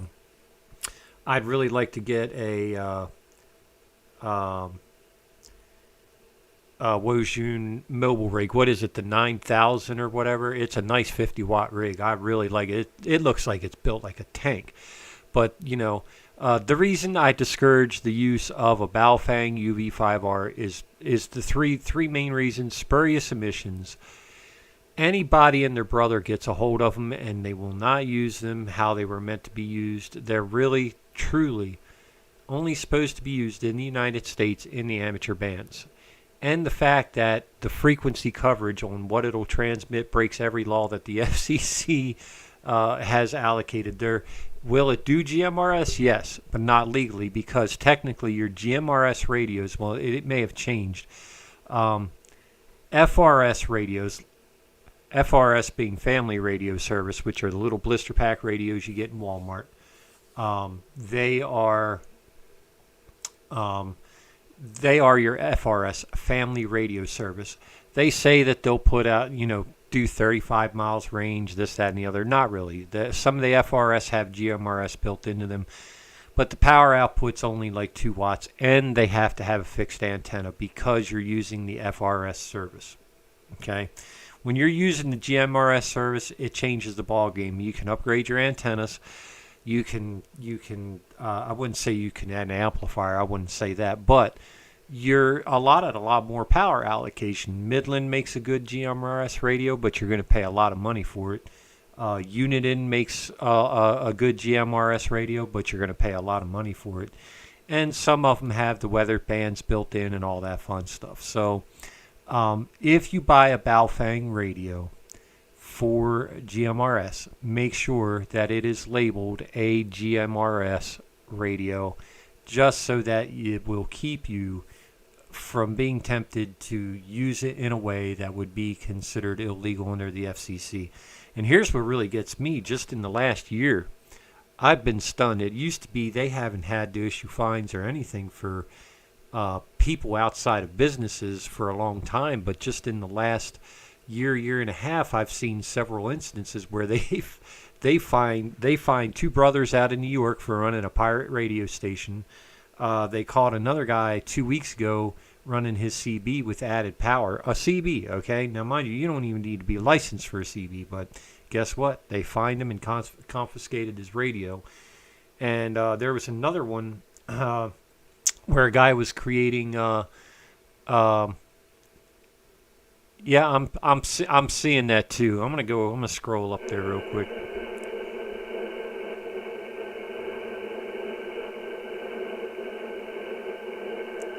Yeah, I saw it. Yeah, unless you're watching my screen. I think they're bouncing everywhere. So, yeah, he was creating willful interference on repeaters. And the problem with that was he was a licensed operator. Who does that? Okay. Now we have those troubles up here in Frederick. We have people that dead key, but the other problem we have is equipment up near that repeater that hasn't been maintained. And Mike explained it to me that it can really cause a lot of trouble with interference up on that hill because there are other, paging systems, and there's a radio station up there. So sometimes our repeater will trip up there. I say our repeater, Mike, and I'm sorry. I hate to say it as ours since I haven't even joined Frederick Amateur Radio Club yet, but I'm still contemplating it. But it's one of those things that, it really irks me that people do what they do. They do it to annoy you, and it annoys me, and I get over the top ticked off sometimes, but I've learned to calm down. I finally learned to calm down, Mike. I finally learned not to police the repeaters, even though I love listening to where the signals are coming from. That way I can narrow it down to where they're coming from. And I'm telling you, the one dude that's doing it, I knew he was in Mount Airy, but I haven't heard him as of late. Of course, I haven't been on the repeaters as much, so... Don't use it.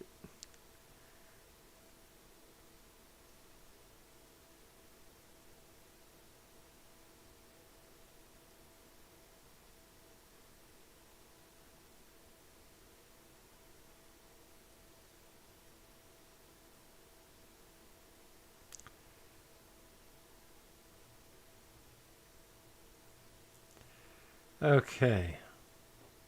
So,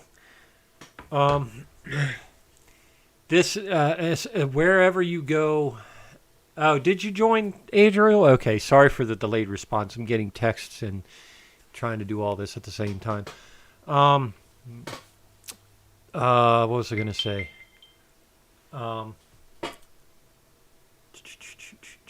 So Joe, just do what works for you. Anybody else that's on here, ham radio is not for everybody. I completely understand that. I didn't know what I knew about GMRS when I got into ham radio, but I did more research. Did I regret getting into ham radio? No, I still like it way better than GMRS, especially when... Oh, let's discuss the privacy tones real quick. So even the little blister pack radios for the GMRS and FRS, they'll assign a number for their privacy tones when it's really just a frequency tone. I think I did explain this already. It's just a tone, a subaudible tone that you can't hear. So you set your squelches and your receive CTS tones on your radios, so that way nobody can just automatically break in and get into your conversation. If the radio you're using doesn't receive the tone that you have your radio set for, it'll never open the squelch on the radio. You'll never hear anybody talk. So you need to set up each radio the same way for whatever channel you assign it to. GMRS is channelized, okay? Just like a CB, but I think there's 25 channels. And then when you get into the repeater aspect of GMRS, you have different combinations that you can use to use the radios in that regard. Only certain portions of the ham bands are channelized. One of them is 60 meters. 60 meters, let's see. Yeah, 60 meters is one of the only ones that are really like completely channelized. Now, the T Mark frequency coordinators up here in Maryland, I've had a stern talking to from them a couple times because they didn't like me transmitting on some of the bands that I was transmitting, even though I was in the simplex frequencies. They weren't happy about it. Well, I wasn't breaking any laws, but they told me that it's channelized. Now,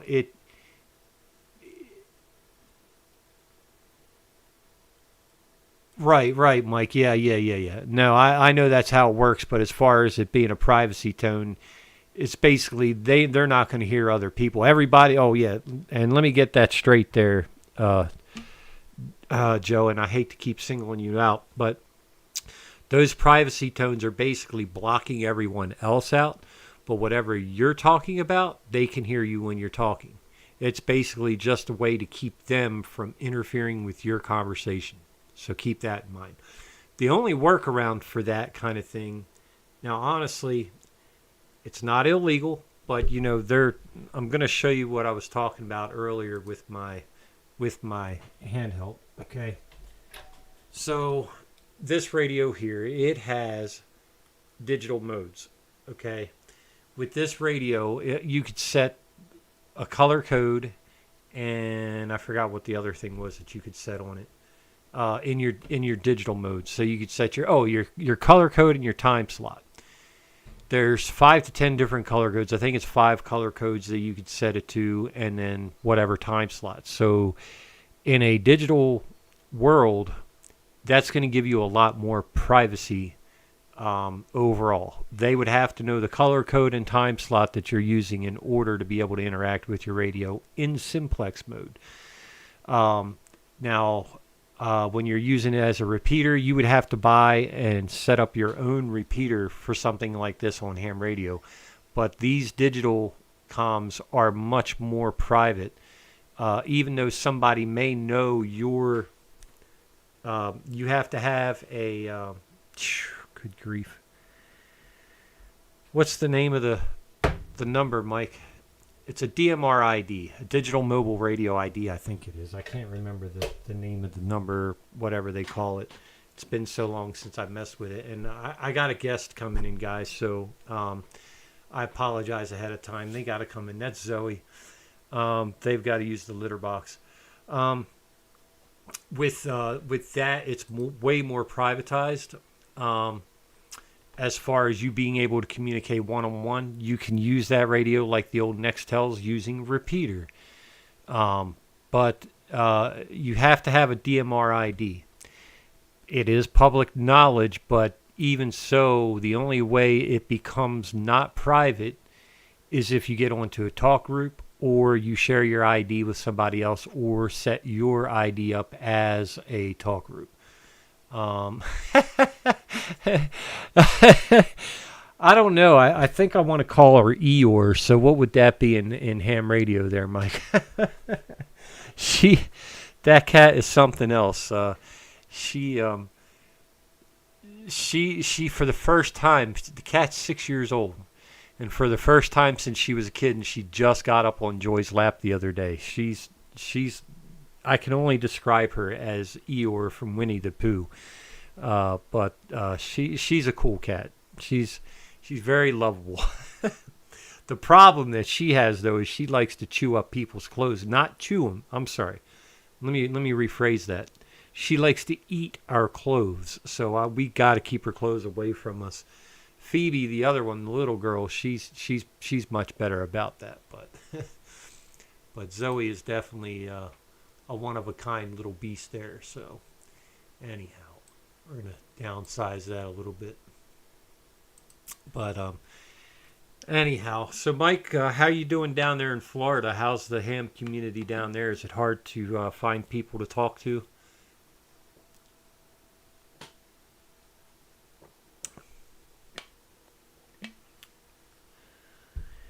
All right, and any of the guys that are new to this that don't know, if you have any questions for me, please, I've got a lot of experienced operators in here.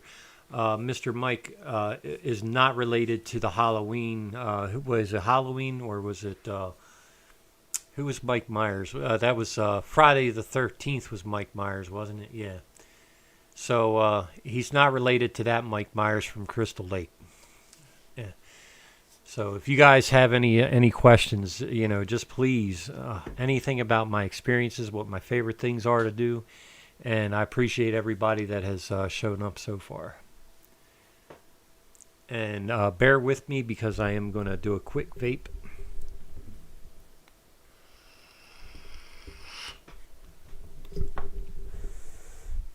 And then, hey, Mike, I got a question for you. I got a really cool question for you. So, what do you think of my waveform drawings?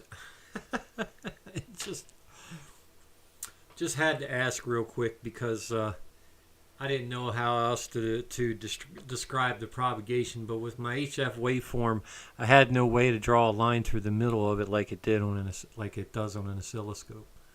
Anyway, I just thought that was funny, but oh my.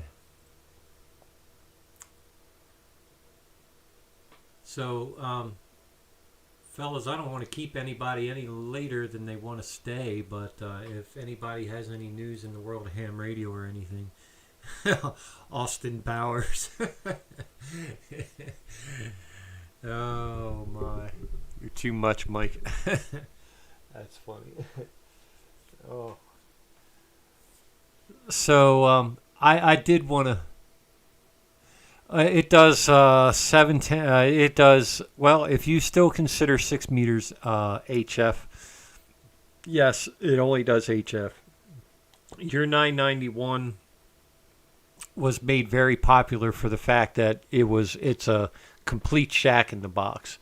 I even thought about buying a 991 before I bought the 710, but the reason why I'll give you two or three reasons why I bought the 710. One, it had it's ranked 4th in the world right now by Sherwood Performance as the 4th rated highest rated receiver in the world. The second reason was I looked at the FTDX10 and realized, it is a better radio. There is no denying that radio is absolutely better than this one. That's ranked 3rd in the world as a top performer. So in the top 5, 3 of the 5 radios that are ranked top in the world are all Yaesu. So that's why I didn't go with ICOM. I have another reason why I don't go with ICOM, but it's just my reasons. They're good. They're a great radio. Don't get me wrong. I'm not going to dog the product, but I just feel like you buy more into a name with them than you do for the actual product. Great radios. I just don't want to pay for a name. And some people may say the same thing about Yaesu, but I think Yaesu is a little more feature-oriented. But I did not buy the FTDX10 because, one, it was $400 more. I could have gotten it. But there were features on there that I would have never used. So things like CW decoding, I wouldn't use that. If I learned CW, I'm definitely going to learn how to decode it on my own. What was the other thing? There were a few things that they had in there. But, small features like the bigger display. Well, I got my bigger display already. I got that big 22-inch monitor hooked up to that. I didn't care for the bigger display, and there were like 3 or 4 other features that really didn't change. Oh, here's the biggest number one reason why I didn't want to buy the FTDX10, and I will show my radio for this. So let's get back to this. Let's get back to this screen. So I'm not going to be able to zoom this in much, just because. So on the front of the radio, I'm not going to try to zoom in too much, but right here at your oscillator, okay, on the FTDX10, the buttons were tucked in between the oscillator and the knobs on the outside. So as you can see, even with what I'm doing here, I'm changing the frequency on the oscillator. Now there's a lock button that I can lock the oscillator knob, but why should I have to do that, And, you know, some other veteran hams now, mind you, it's what about what you want and what works for you. We're complaining that, oh, well, it's more menu driven. You have to get in, you have to go through your function knob and all that just to get to your filters instead of turning a knob. Okay, it's a convenience. I get it. But that's not a deal breaker for me. You know, my fingers still work fine until I get arthritis. I'll deal with going through the menu options. After I get arthritis, I'll get a little rubber or something or another to turn the knobs that are on the outside of the machine. So that was a turnoff for me. That was a huge turnoff, having those buttons so close to the oscillator knob that you were going to change frequencies. And if I'm surfing trying to find parks, I'm not going to sit there and worry about me knocking the frequency off when I'm trying to find somebody and I get myself tuned in. So that was a deal breaker for me. Most of those buttons they ended up putting on the top of the 710 anyway, except for other features. Now, I do have my gripes about this radio, but still not a deal breaker. Now, why didn't I buy the 991? It was too much radio packed into one for me. My thing is I like to have my UHF and VHF separated out of that radio. So my 2 meter and 70 centimeter, I don't want it built into my HF radio, because if something happens to that radio and I don't have a backup for my base station, you're out an entire radio. You're out of everything. And I know most hams are not going to do that. Okay, they're always going to have another radio, but why would I buy that radio and then take that chance? This radio has already been glitchy. The other day when I kicked it into upper sideband and I tried to tune, it got stuck on stupid for some reason. I had to shut the radio down and restart it. So that's the downside of the software defined radios, but they're really cool to look at. And they're cool to help you find if you want to be a park hunter. It's really easy to find the people that are running the parks. So I know that was a really in-depth answer there, Adriel, but there you go.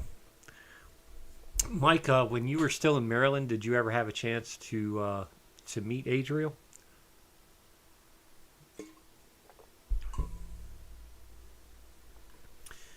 Anyway, anybody else have any other questions? Paradise Pete.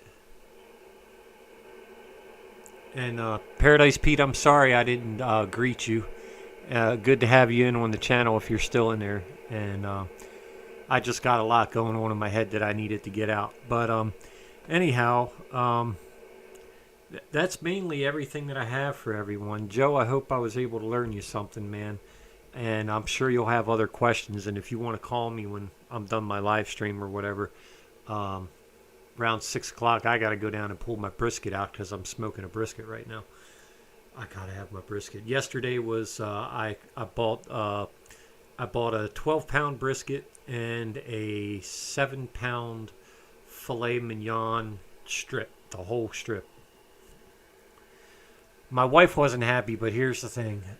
We're on the carnivore diet. We're not allowed to eat carbs and sugars and all that. So I figured, you know what? Why not? So I did spend a little too much. I should have been a little cheaper, but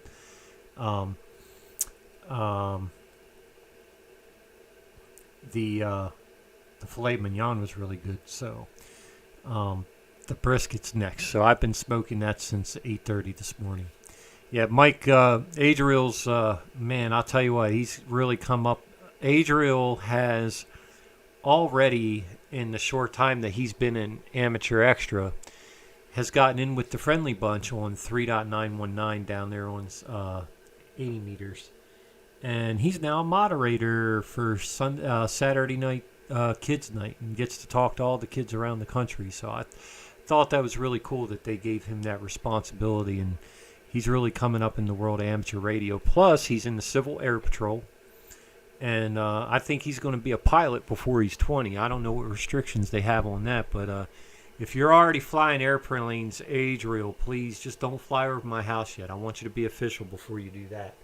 But then if you ever have to do an emergency landing, feel free to do it in my fields. I'm happy to let you do that. Anyway, maybe that wasn't funny, but I don't know. My thought process works a lot different than other people's. Anyway,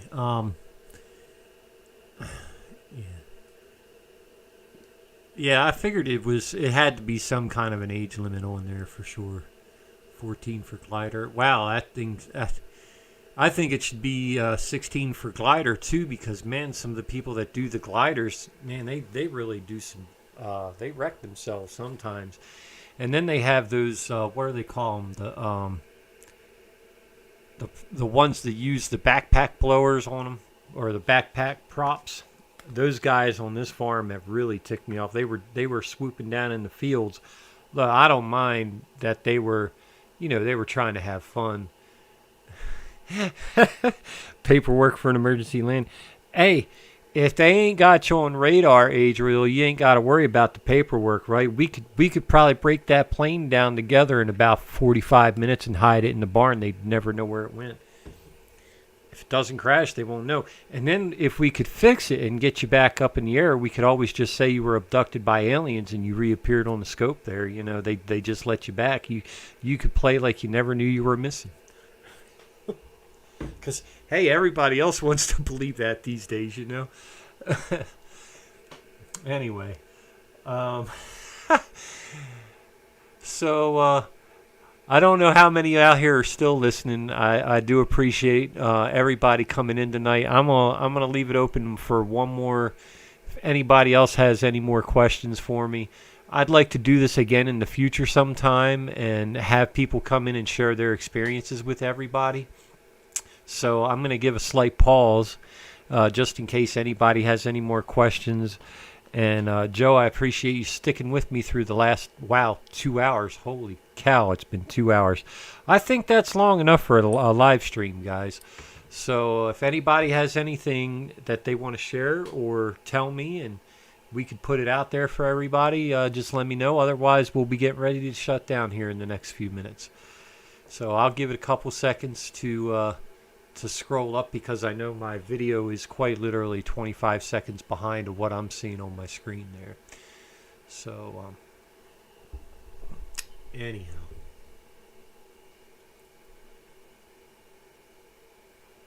I really wanted to do a demo for you guys on the ham radio, but it's really messing with the microphone. It's really messing with the lights in here. I'm pretty sure if I were to key down on 10 meters, you guys could see the LED light if you didn't see it before. But if anybody has any questions, last go around. Okay. All right. So, Josh, I appreciate you watching, man. It might not show people that don't have channels, but don't worry about that. I appreciate you watching and joining in. I don't know how much of it you were able to see, but once this live stream is over, it's going to go up on my videos. Once it's all reviewed, it'll be up there for people to review, and then I'll get to see how much I ramble. I don't like watching myself. I really don't.